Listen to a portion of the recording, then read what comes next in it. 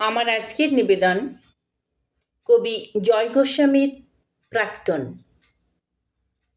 ঠিক সময়ে অফিসে যাই, ঠিক মতো খাই সকালবেলা।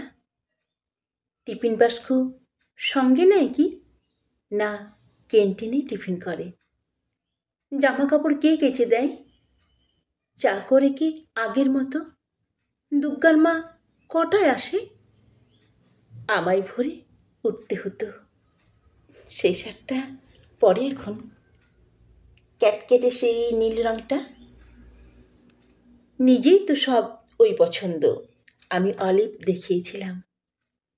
কোন রাস্তায় বাড়ি ফেরে? দোকান ঘরের বাঁ পাশ দিয়ে শিব মন্দির।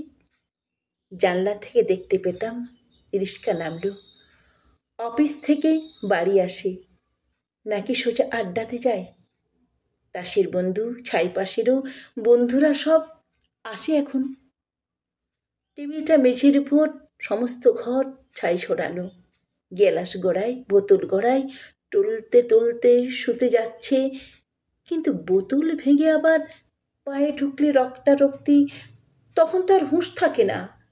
রাত বিতেরে কে আর দেখবে? কেন?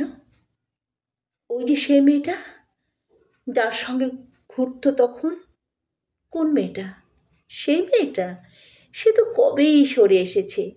বেশ করেছে, উচিত শাস্তি। অত কাণ্ড সামলাবে কে? মেয়েটা যে গণ্ডগোলের প্রথম থেকে বুঝিয়েছিলাম। কে তাহলে সঙ্গে আছে?